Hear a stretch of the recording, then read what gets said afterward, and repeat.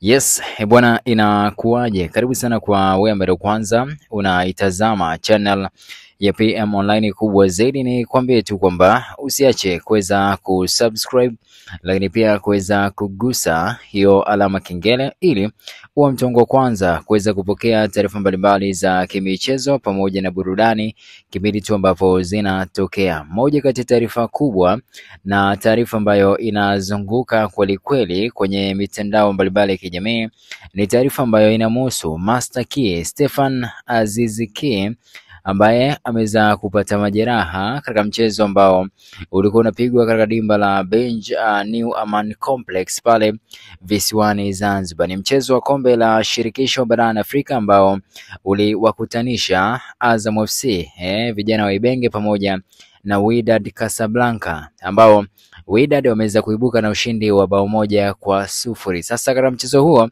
Aziz Ki ameweza kupata majeraha ambayo yamepelekea kuweza kukimbizwa hospitali mapema baada ya kuweza kupata changamoto na sintofahamu ambayo imeweza kutokea baada ya kuweza kumshuhudia Aziz Ki akionekana kuwa na hali mbaya na kulazimika kuweza kukimbizwa hospitali na ambulance mara moja. Bwana ni moja kati ya taarifa ambayo ukipita kwenye kurasa mbalimbali za mitandao ya kijamii utaona kabisa kuna vitu vinazungumzwa mno huko mitandaoni na kubwa ndo hilo ambalo linamhusu Master Key Aziz ambaye ameweza kupata majeraha mazito katika mchezo ambao ulikuwa unahusisha baina yao pamoja na Azam FC. Sasa bado tujajua ni kitu gani hasa kinamsumbua, lakini tutakufahamisha zaidi kile ambacho kinamsumbua, na pia tukirejea pale kwa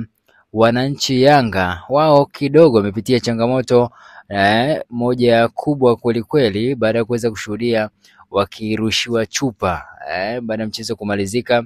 Vurugu zimekuwa nyingi, wakarushiwa hadi chupa na mashabiki wa JS Kabylie ambao walikuwa hawaamini kile ambacho wamekuja kukutana nacho kwa upande wa Yanga. Ni moja kati ya matukio ambayo yanazunguka kweli kweli, ni moja kati ya matukio ambayo yanaendelea huko mitandaoni. Wakati Ki akipata jeraha mbaya wakati wa mechi amesafirishwa kwenda hospitali, ni taarifa ambayo naziona tunamtakia afueni kwenye kurasa mbalimbali.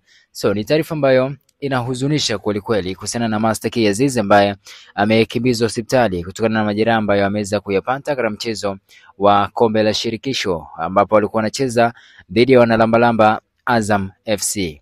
Nikwambie tu kwamba usiache kusubscribe pamoja na kugusa alama kengele ili uwe mtu wa kwanza kuweza kupokea taarifa mbalimbali za kimichezo pamoja na burudani, lakini pia nitakufahamisha kile kitu ambacho kitakuwa kinaendelea kuhusiana na Master Key Aziz.